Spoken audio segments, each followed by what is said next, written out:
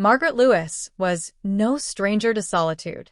The quiet of her modest two-story home in Maplewood, Ohio, had become both a comfort and a challenge over the past 5 years since her husband, Robert, passed away. She cherished her independence, waking each day to the soft sunlight streaming through lace curtains, brewing a fresh pot of coffee, and reading the morning paper in her favorite armchair.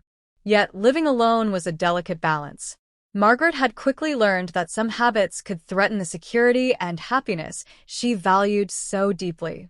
The transition wasn't easy, but she was determined to make it work, for herself and for the future. One crisp October morning, as amber leaves danced outside her window, Margaret dialed her daughter Sarah's number. Sarah lived a few states away with her family and often worried about her mother. Today, Margaret wanted to ease those worries by sharing what she had learned, the 10 things every older person living alone should avoid. "Hi, Mom. How are you today?" Sarah's voice was warm, but tinged with concern. "I'm well, honey," Margaret replied, smiling despite the distance. "I've been thinking a lot about living alone, and I want to share some advice, lessons I've learned the hard way." Sarah listened attentively as Margaret spoke, and little did they know, Margaret's stories would not only offer wisdom but also inspire a community of older adults learning to navigate life alone with grace. Chapter 1. The Health Wake-Up Call. It started with a stubborn cough. Margaret had ignored it for weeks, brushing it off as a seasonal cold. But one evening, after climbing the stairs to her bedroom, she felt dizzy and out of breath.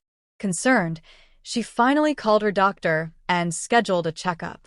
The diagnosis was early-stage pneumonia, a reminder that ignoring health can have serious consequences. "I thought I was too busy to bother with appointments," Margaret confessed to Sarah. "But living alone means you have to take your health seriously. You're your own best caretaker now."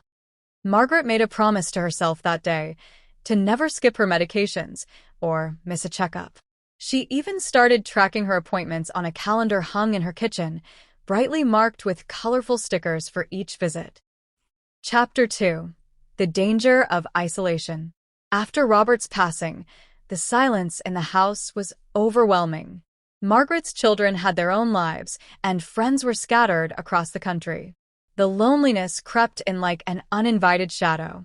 One Sunday afternoon, feeling particularly down, Margaret decided to try something new. She joined a local knitting club at the community center. The group was small but welcoming, and soon Margaret found herself looking forward to weekly meetings. "Loneliness can be one of the hardest parts of living alone," she told Sarah. "Avoid shutting yourself in. Find ways to stay connected. It's vital for your mental health." She also volunteered at the library, where her warm smile and stories made her a favorite among visitors. Chapter 3. Safety First, a Kitchen Scare. Margaret had always loved to cook, but one evening nearly ended in disaster. While preparing dinner, a pot on the stove boiled over, causing a small fire. Panic surged through her as she grabbed a towel to smother the flames, but then remembered the fire extinguisher under the sink, which she'd never checked. Thankfully, the fire was quickly out, but the smoke detector hadn't gone off because its batteries were dead. From that day on, Margaret made it a rule: check smoke detectors every month, keep flashlights handy, and clear clutter to avoid trips. She installed extra lighting in hallways and replaced rugs that had become slippery. Chapter 4. Asking for help is strength. Margaret's pride had always been a double-edged sword. She loved doing everything herself, from mowing the lawn to fixing leaky faucets. But as she grew older, the tasks became overwhelming. After a particularly tiring afternoon of yard work, she realized she needed help. "I called my neighbor, Jim, and asked if he could recommend a handyman," she said.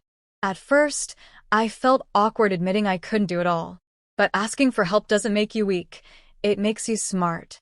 Jim became a trusted friend, helping with home repairs and even shoveling snow during harsh winters. Chapter 5. Protecting your privacy. In the digital age, Margaret found herself navigating emails, social media, and phone calls from unknown numbers. One day, she nearly fell for a scam where someone pretending to be from her bank demanded immediate payment. "That scared me," she admitted.